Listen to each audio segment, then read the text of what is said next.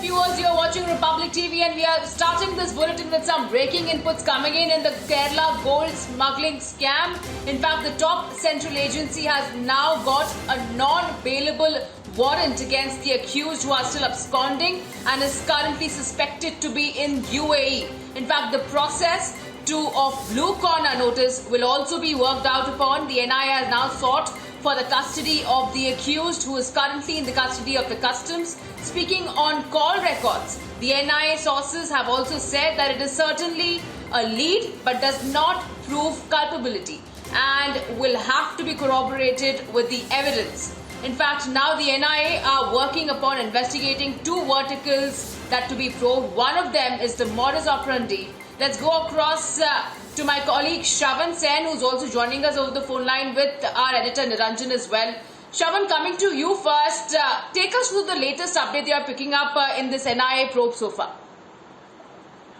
Well, in fact, the first is with regards to one of the accused who is suspected to be in UAE. The recent update that we are getting is the fact that a non-bailable warrant has already been issued against the accused who is currently in UAE. In fact, the National Investigation Agency is already working for a blue corner notice to be issued against the accused. Apart from that, we're also being told that there's another accused who happens to be right now in the custody of the Customs Department. In fact, the NIA has already moved an application to seeking his custody. So once the interrogation is over with the Customs Department, the accused in this particular case would be handed over to the National Investigation Agency. Apart from that, with regards to the Republic TV news break, one confirmation that we certainly do have from the National Investigation Agency, even though right now it's at a very preliminary stage, they are saying that almost everyone who's basically been associated with this entire criminal conspiracy will essentially be questioned by the National Investigation at some point in time. And also the fact those who have been accused, the ones who have been in touch with the accused, they too will basically come now under the scanner of the National Investigation Agency. Important to point out here right now, Richard, that the investigation is just at a very preliminary stage. Hence, the reason why there's been no sanctions that have been sent out by the NIA at this stage. But perhaps within the next 7 days or so, we are given to understand that more people, even within the government machinery, in all likelihood, will be called for questioning by the National Investigation Agency.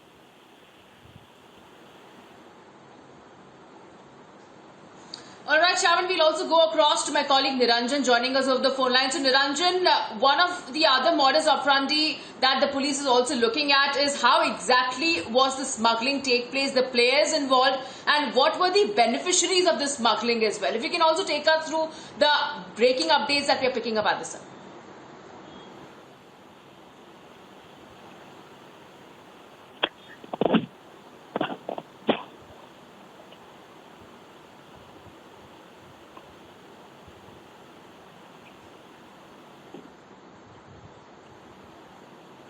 All right, we'll try to go back to Niranjan. But Shravan, as you were stating, will the national security aspect be also looked into the questioning that is currently happening with Swapna Suresh as well? Because what exactly, the questions that the NIA seems to be asking is how exactly was the smuggling taking place, the players involved, and also the beneficiary of the smuggling?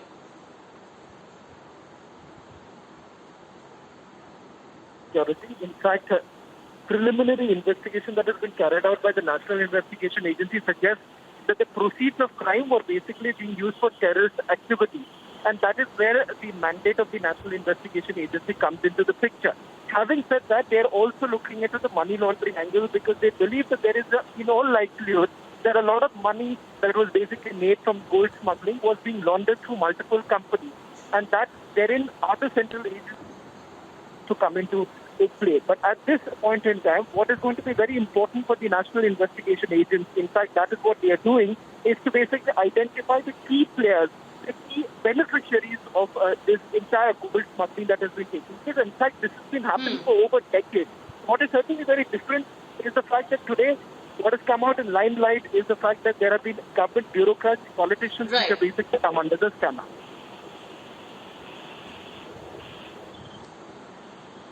All right, thank you so much, Shravan, for getting us that update. We'll keep coming back to you for more on this story.